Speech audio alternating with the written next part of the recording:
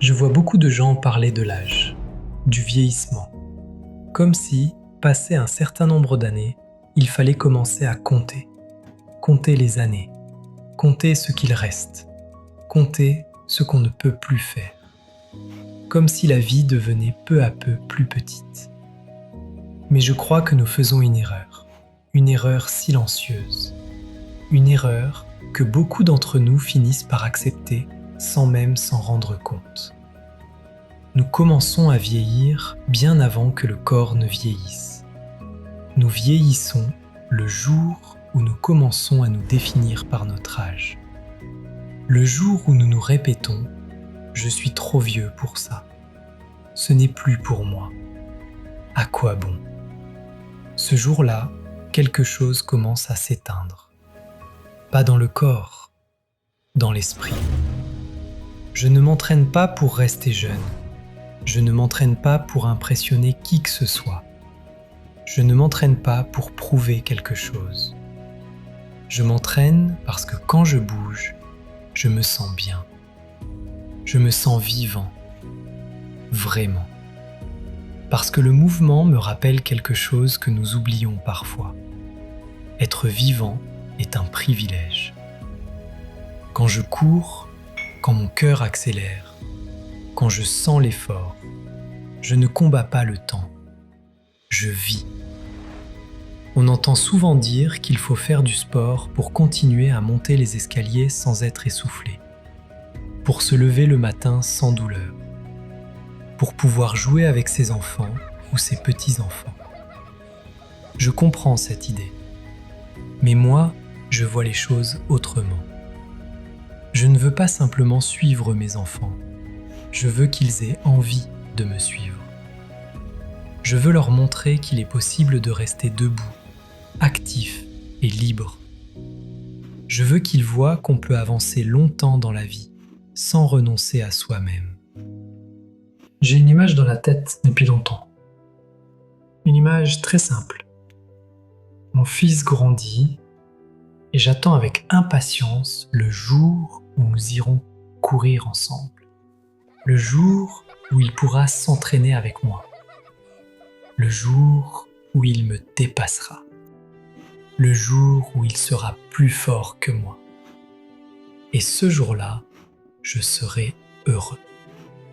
Vraiment heureux.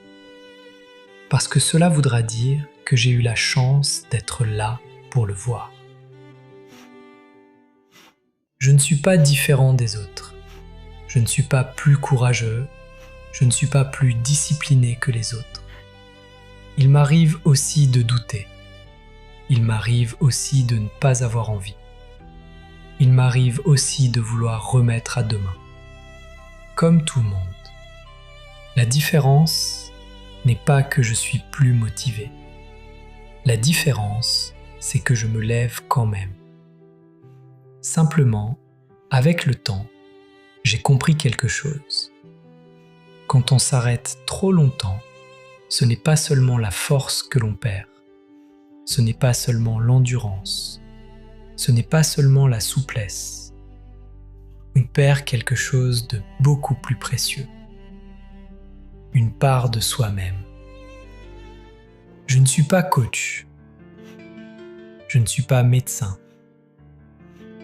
Je ne donne de conseils à personne. Je montre simplement ce que je fais. C'est tout. Et je continue.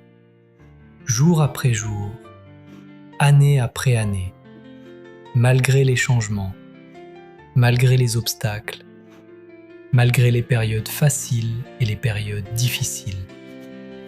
Parce que je sais ce que je ressens lorsque je bouge. Et je sais ce que je deviendrais si j'arrêtais de bouger.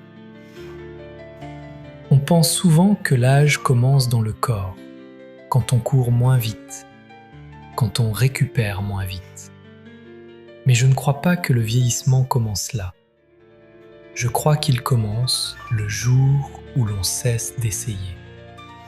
Le jour où l'on renonce. Moi, je ne cherche pas à être jeune. Je ne cherche pas à arrêter le temps. Je cherche simplement à continuer.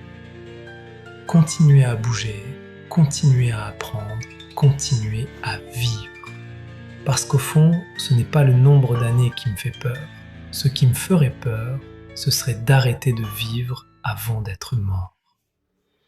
Et quand mon dernier jour arrivera, parce qu'il arrivera, comme pour chacun d'entre nous, j'aimerais simplement pouvoir me retourner une dernière fois et me dire « Je n'ai pas passé ma vie à attendre. Je ne me suis pas caché derrière mon âge. Je n'ai pas renoncé.